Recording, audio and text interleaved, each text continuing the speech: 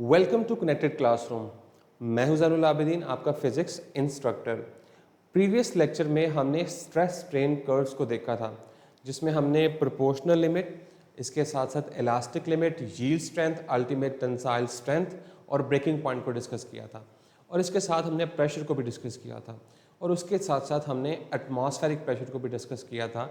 और मैंने आपको ये बताया था कि हम एटमॉस्फेरिक प्रेशर को सी लेवल पर मेजर करते हैं। उसके रीज़न ये है कि अर्थ के कुछ हिस्से जो हैं वो बहुत डेप्थ में हैं और कुछ हिस्से जो हैं वो बहुत हाइट में हैं, तो हम कोई भी स्टैंडर्ड फिक्स नहीं कर पा रहे थे। लेकिन जो लिक्विड होता है वो अपने जो लेवल है उसको मेंटेन करता है। मतलब आप अर्थ के किसी भी रीजन में चला जाएं तो जो सी लेवल होगा उसका लेवल बिल्कुल सेम रहेगा हर रीजन के लिए। तो हम क्या करते हैं कि हम एटमॉस्फेरिक प्रेशर को सी लेवल पे मेजर करते हैं। अब एटमॉस्फेरिक प्रेशर को मेजर करने के लिए हम एक डिवाइस यूज़ करते हैं, उसे हम क्या कहते हैं, बैरोमीटर। तो आज हम बैरोमीटर को डिस्कस करेंगे। तो हम ये लिख सकते हैं, बैरोमीटर जो है a device that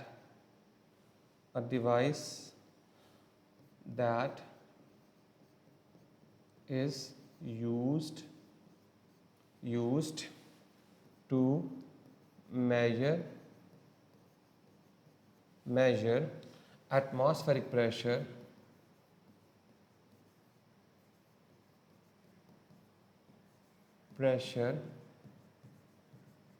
using principles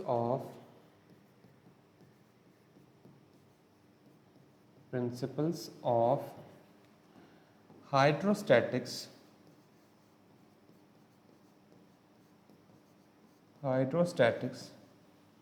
is known as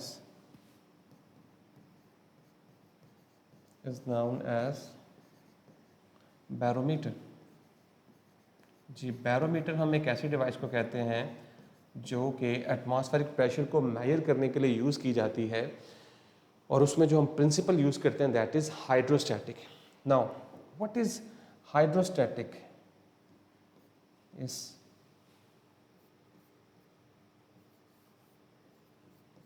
hydrostatics,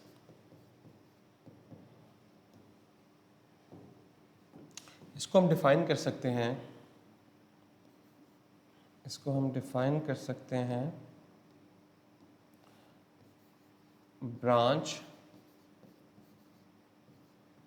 branch of physics which states that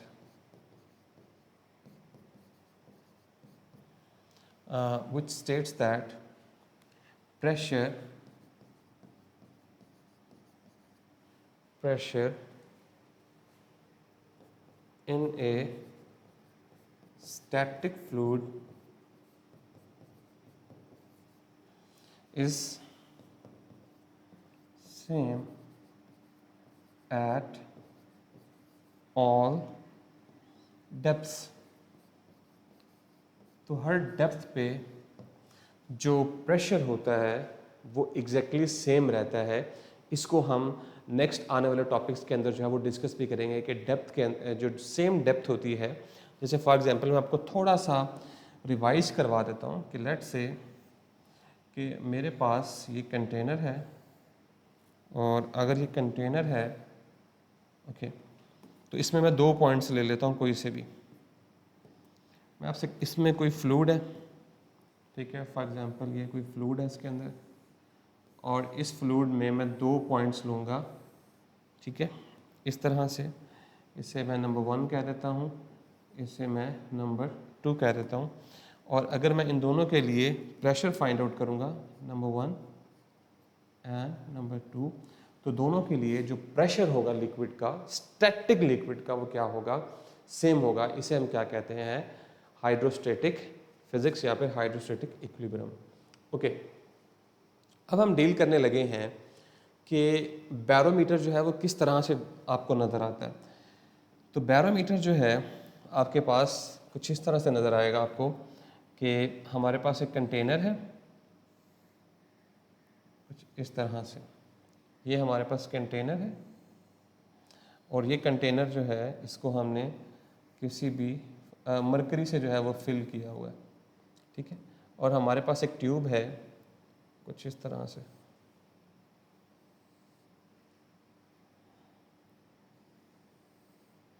इस तरह से हमारे पास ट्यूब है और इस ट्यूब की जो लेंथ है, इस ट्यूब की जो लेंथ है मेरे पास वो है 1 मीटर। ऑलराइट, मैंने क्या किया है, मैंने इसको फिल किया है मरकरी के साथ, इस तरह से मरकरी के साथ मैंने क्या किया है, इसको फिल किया है। यानी कि अगर इसको ऐसे कर लेते हैं हम, ज़्यादा आसान रहेगा आपके लिए। यस, मरकरी के साथ क्या किया मैंने, इसको फिल किया है और ये 1 मीटर रेज हो गया। ओके, मैंने क्या किया है कि मैंने इस ट्यूब को, जो कि 1 मीटर ट्यूब है, इसको मरकरी के साथ फिल किया है और मैंने इसको कंटेनर के अंदर क्या कर दिया है, टोपल ओवर कर दिया, मतलब कि इसको टर्न डाउन कर दिया। अब होगा क्या कि मरकरी जो है वो इसमें से इस कंटेनर के अंदर कलेक्ट होना स्टार्ट हो जाएगा। लेकिन आपने ये बात याद रखनी है, आपने ये बात याद रखनी है कि जैसे जैसे मरकरी नीचे आएगा तो साइडों पे जो एटमॉस्फेरिक प्रेशर है वो इस कंटेनर में मौजूद लिक्विड के ऊपर एक प्रेशर अप्लाई कर रहा है, जो कि हमने कल पढ़ा था। अगर आपको याद होगा तो मैंने आपको ये बताया था कि 1 atmosphere pressure is equals to 1.01 into 10⁵ pascal.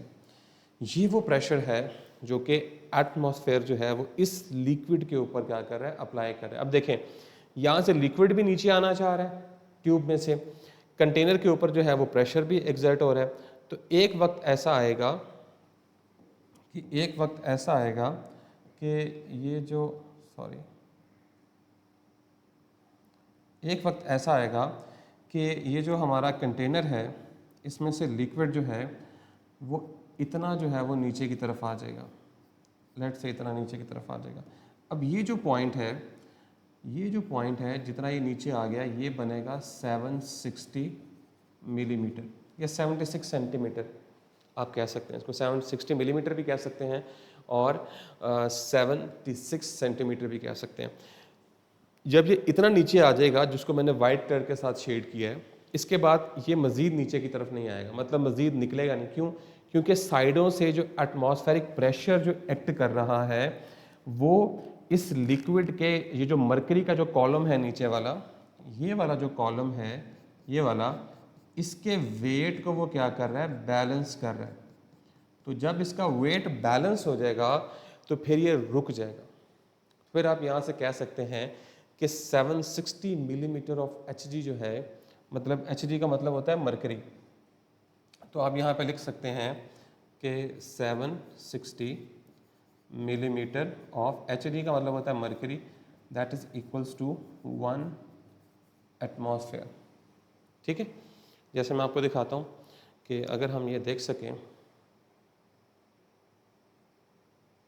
Yes ये देखिए कि जो हमारे पास 1 एटमॉस्फेरिक प्रेशर जिसकी मेजरमेंट हमने कहाँ पे की थी, सी लेवल के ऊपर की थी, वो किसके बराबर है, 760 मिलीमीटर ऑफ Hg। मतलब कि अगर आप बैरोमीटर को किसी भी जगह पर प्लेस करें और वहाँ पे मरकरी की जो हाइट है वो 760 मिलीमीटर आ जाए, तो इसका मतलब है वहाँ पे जो एटमॉस्फेरिक प्रेशर है दैट इज़ 1 एटमॉस्फेरिक प्रेशर। और ये 1 एटमॉस्फेरिक प्रेशर किसके इक्वल होता है, 101,325 किलो पास्कल के। ये वही वाली वैल्यू है। इस वैल्यू को आप ऐसे भी लिख सकते हैं, चलिए मैं आपको इसको वहीं लिख के दिखाता हूँ कि यस ये देखें ज़रा, ये जो वैल्यू मैंने लिखी थी यहाँ पे, ये देखें, यानी कि 1 एटमॉस्फेरिक प्रेशर जो है किसके इक्वल है, 1.01325 इंटू 10⁵ पास्कल। तो इसको मैं ऐसे भी लिख सकता हूँ, ये देखें, अगर मैं पॉइंट को 1 के बाद ले जाऊँ, यानी कि 0.1 के बाद ले जाऊँ, तो ये बनेगा 101.325 और 10 की पावर जो 5 थी इसमें से -2 हो जाएगा, क्योंकि मैंने पॉइंट को ये 2 पॉइंट लग गए यहाँ पे, जस्ट अ मिनट, यस। तो जब मैं इस पॉइंट को 1 के बाहर लेके जाऊँगा तो ये बनेगा 101.325। 10 में से 2 माइनस करने हैं। उसकी रीज़न ये है कि मैं इस पॉइंट को यहाँ पे लेके आया हूँ। तो यहाँ पे लेके आया हूँ तो मुझे 10 की पावर से -2 करने पड़ेंगे। तो मेरे पास जो 10 की पावर बनेगी वो बनेगी 3 और साथ क्या आ जाएगा पास्कल। तो मैं इसको अगेन लिख सकता हूँ 101.325 किलो पास्कल। तो इस तरह से आप इसको क्या कर सकते हैं, लिख सकते हैं। क्लियर। इसके बाद एक और यूनिट जो है वो यहाँ पे डिस्कस हुआ है, अगर आप देख सकें तो मैं आपको दिखाता हूँ कि 1 एटमॉस्फेरिक प्रेशर जो है वो 760 टॉर के इक्वल है। देखें, जब आपके पास हम डिफरेंट यूनिट्स क्यों यूज़ करते हैं, बड़े यूनिट्स, उसकी रीज़न ये होती है कि जब हमारे पास वैल्यूज़ बहुत बड़ी, डेटा बहुत ज़्यादा आना शुरू हो जाता है तो हम उसको इतना बड़ा डेटा लिख नहीं सकते। उसके लिए हम दूसरे यूनिट्स यूज़ करते हैं, बड़े यूनिट्स यूज़ करते हैं जिसमें हमारे पास न्यूमेरिकल वैल्यूज़ जो हैं वो कन्वर्ज हो जाएँ, जिनको लिखना आसान हो, जिनको बोलना आसान हो, इसलिए हम बड़े बड़े यूनिट्स यूज़ करते हैं। तो यहाँ पे आप देख सकते हैं कि मैं इस चीज़ को लिख सकता हूँ कि 1 एटमॉस्फेरिक प्रेशर जो है, यानी कि 1 एटमॉस्फेरिक प्रेशर जो है that is equals to 760 torr. Alright, तो इस तरह से आप बैरोमीटर जो है उसको क्या कर सकते हैं, एक्सप्लेन कर सकते हैं। ओके, अब जैसे जैसे आप देखें कि हम हाइट पे जाएंगे, देखें इसमें वेरिएशन आ सकती हैं। किस तरह से variations in height of barometer. Barometer जो है उसकी हाइट में चेंजेस आ सकते हैं, और वो चेंजेस कैसे आएंगे, बहुत सारी रीज़न हो सकती हैं। चेंज ऑफ एल्टीट्यूड, कि अगर हम एल्टीट्यूड को चेंज करें तो डेफिनेटली बैरोमीटर की जो रीडिंग है वो ड्रॉप करेगी। क्यों ड्रॉप करेगी? क्योंकि एटमॉस्फेरिक प्रेशर जैसे जैसे आप अबव मूव करते हैं ये कम होना शुरू हो जाता है। नंबर 2, ठीक है, वेदर चेंजिंग्स, अगर कहीं पे वेदर चेंज हो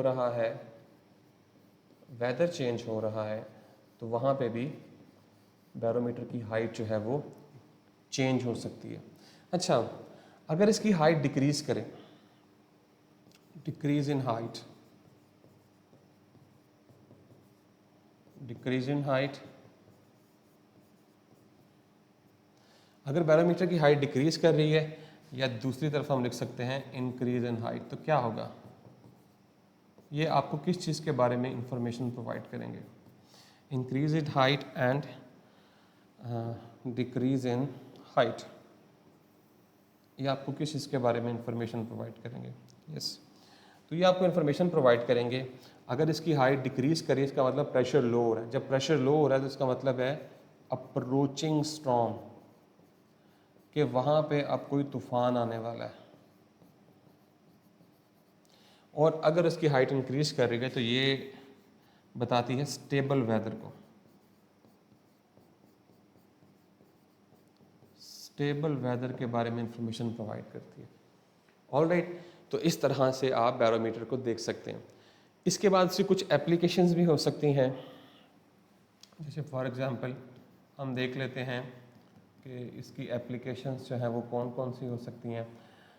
नंबर 1, ठीक है, हम कलर चेंज कर लेते हैं एप्लीकेशंस के लिए। Number 1, altitude measurement,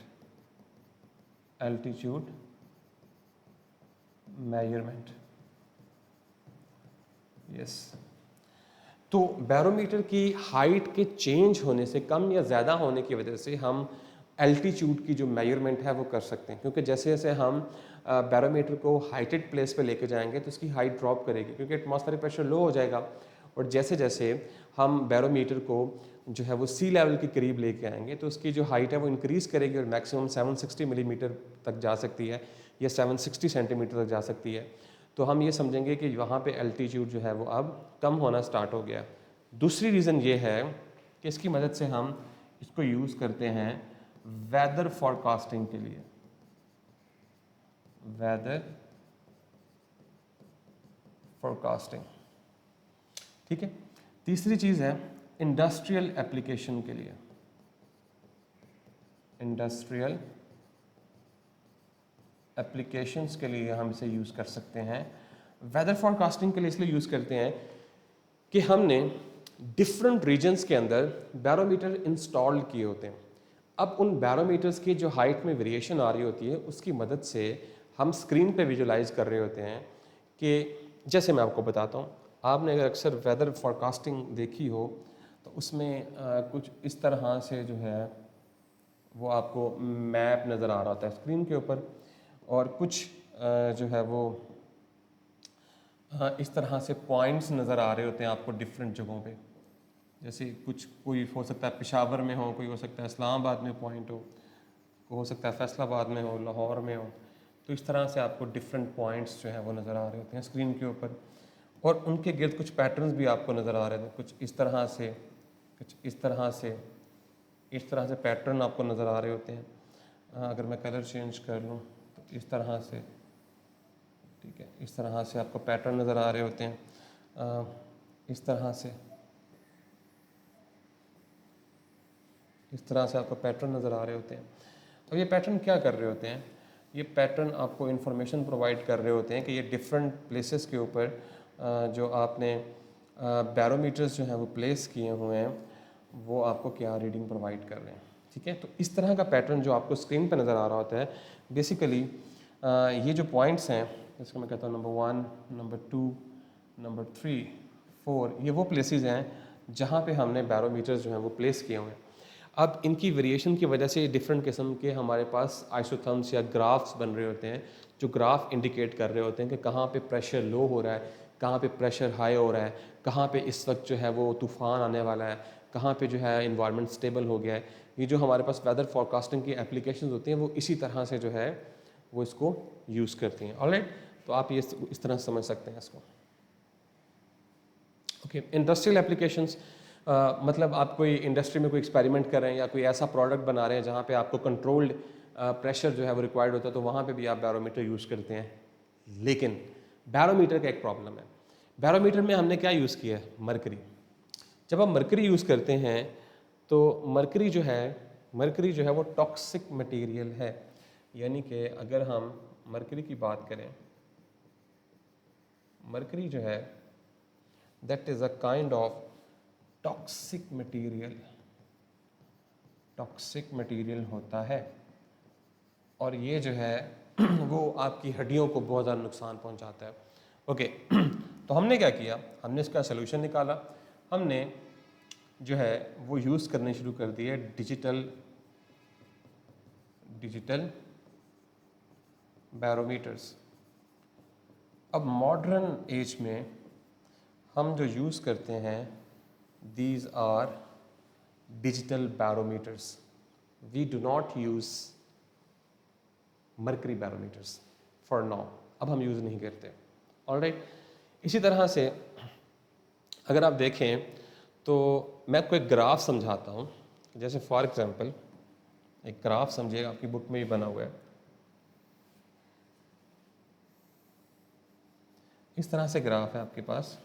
this is origin, this represents the altitude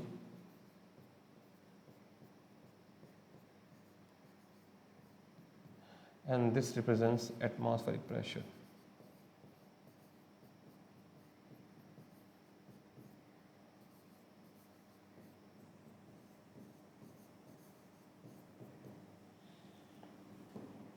okay, इस ग्राफ को देखिएगा ज़रा कि एक्स एक्सिस में मेरे पास एटमॉस्फेरिक प्रेशर है और एल्टीट्यूड है। मैंने आपको भी बताया कि इनका आपस में इन्वर्स रिलेशन है कि जैसे जैसे आप जो है वो एल्टीट्यूड को बढ़ाते जाएंगे, एटमॉस्फेरिक प्रेशर जो है वो कम होता जाएगा। तो अगर आप अपनी बुक में देखेंगे तो कुछ इस तरह से आपके पास एक ग्राफ बना हुआ है। ये ग्राफ ये प्रेजेंट कर रहा है कि अगर आप इस डायरेक्शन में एटमॉस्फेरिक प्रेशर जो है वो कम हो रहा है, वो कम इस वजह से हो रहा है कि आपका एल्टीट्यूड जो है वो आहिस्ता आहिस्ता क्या कर रहा है, इंक्रीज़ कर रहा है। ऑलराइट, तो इस तरह से आप इस ग्राफ को जो है वो यूज़ कर सकते हैं, और हम इसको बुक से भी देख लेते हैं कि ये ग्राफ आपको क्या बता रहा है। अगर आप यहाँ देखें तो ये सारी बातें मैंने आपके साथ डिस्कस कर ली हैं, बैरोमीटर्स की, प्रेशर की। ये देखें, ये ग्राफ इस तरह से। तो जैसे जैसे आप एटमॉस्फेरिक प्रेशर या एल्टीट्यूड को बढ़ाते जाते हैं तो एटमॉस्फेरिक प्रेशर जो है वो क्या होना शुरू हो जाता है, कम होना स्टार्ट हो जाता है। तो इस तरह से ग्राफ आपके पास बनता है। ओके, और जैसे मैंने आपको बताया, ये देखें कि ये मैंने आपको एक ग्राफ बना के दिखाया था कि डिफरेंट रीजन्स के ऊपर हमने बैरोमीटर्स इंस्टॉल किए हैं। कहीं पे एच लिखा हुआ है, कहीं पे एल लिखा हुआ है। तो एच का मतलब होता है हाई और एल का मतलब होता है लो। मतलब हाई लो, कहाँ पे एटमॉस्फेरिक प्रेशर हाई है, कहीं पे लो है। और हम जो यूनिट यूज़ करते हैं दैट इज़ 1 मिली बार। और आपको पता होना चाहिए कि 1 मिली बार जो है that is equals to 100 pascal. ठीक है, ये आपको याद होना चाहिए। अगर आपको इसकी डेरिवेशन नहीं आती तो मैं आपको बता देता हूँ कि ये कैसे हमने किया। कि हमें पता है कि 1 बार जो है दैट इज़ 1 इंटू 10⁵ पैस्कल। तो क्या मैं इसको लिख सकता हूँ 1 इंटू 10⁻² इंटू 10⁻³ पैस्कल। ठीक है, ये 10⁻³ को मैं यहाँ पे ले आता हूँ तो ये क्या बनेगा 1 bar over 10⁻³ is equals to 10⁻² pascal. तो ये ऊपर जाए क्या हो जाएगा 10⁻³ bar is equals to 100 pascal. तो ये 10⁻³ जो है ये क्या होता है, मिली होता है। तो आप याद रख सकते हैं कि 1 millibar is equals to 100 pascal. Alright, okay, कुछ मज़ीद एग्जांपल्स हैं कि एप्लीकेशंस ड्रिंकिंग ऑफ स्ट्रॉ। कि स्ट्रॉ जो है जब आप उससे कोई जूस पीते हैं तो किस तरह से पीते हैं, मैं आपको यहाँ दिखा देता हूँ। तो ये हमारे पास डायग्राम्स बनी, लेकिन उससे पहले मुझे बताएं कि आपको एक इंटरेस्टिंग इन्फॉर्मेशन देता हूँ कि आप मून के ऊपर जो है वो जूस नहीं पी सकते स्ट्रॉ की मदद से। उसकी रीज़न यह है कि वहाँ पे एटमॉस्फेरिक प्रेशर नहीं है। यहाँ देखें, हाँ बल्कि एटमॉस्फेयर ही नहीं है तो एटमॉस्फेरिक प्रेशर कहाँ से आएगा। तो अगर आप यहाँ देखें तो ये 2 एग्जांपल्स हैं। अगर आप देखें तो जैसे ही ये देखिएगा ज़रा, तो जैसे ही यहाँ से हमने जो है वो जूस पीना स्टार्ट किया है, उसको जैसे ही हमने एक्सट्रैक्ट किया है अपने माउथ पावर से, तो क्या होगा कि सारी की सारी हवा जो है वो माउथ में चली जाएगी। तो यहाँ पे जो है वो वैक्यूम क्रिएट हो जाएगा। इस वैक्यूम को फुल करने के लिए देखें यहाँ से एटमॉस्फेरिक प्रेशर इसकी सरफेस के ऊपर जो है वो प्रेशर एग्जर्ट कर रहा है।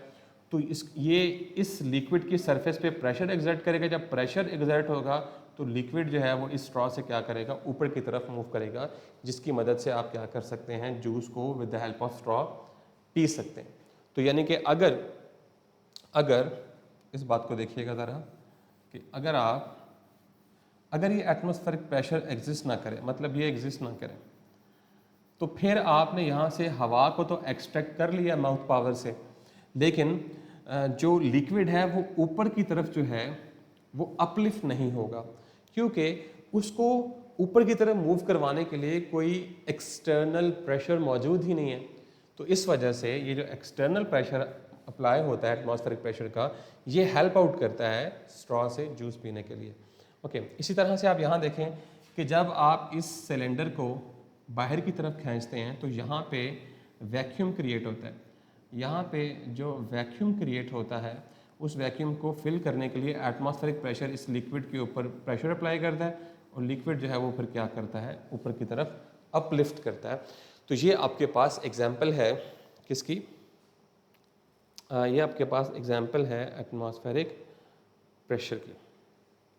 ऑलराइट, तो यहाँ तक हमने आज देखा कि जो हमारा एटमॉस्फेरिक प्रेशर है उसको हम किस तरह से मेजर कर सकते हैं। हमने देखा कि हम उसको बिल्कुल मेजर कर सकते हैं। उसके लिए हमने देखा कि हमारे पास बैरोमीटर एक डिवाइस है और इसकी मदद से हम क्या कर सकते हैं, इसको मेजर कर सकते हैं। उसके बाद हमने देखा कि किस तरह से बैरोमीटर जो है उसमें चेंजेस आते हैं और उसकी एप्लीकेशंस के बारे में हमने देखा। उसके बाद हमने देखा कि किस तरह से जो आजकल जो हम यूज़ कर रहे हैं वो डिजिटल बैरोमीटर्स हम यूटिलाइज़ कर रहे हैं। इसी तरह से मैंने आपको ग्राफ की मदद से सिखाया कि किस तरह से बैरोमीटर्स को अगर हम डिफरेंट प्लेसेस पे प्लेस करें तो वो हाई और लो प्रेशर के बारे में हमें इंफॉर्मेशन प्रोवाइड करते हैं।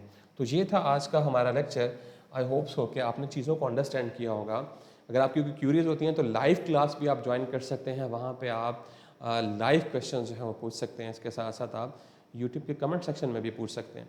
So stay connected with us. This is all from my side. This is Anul Abidin signing off.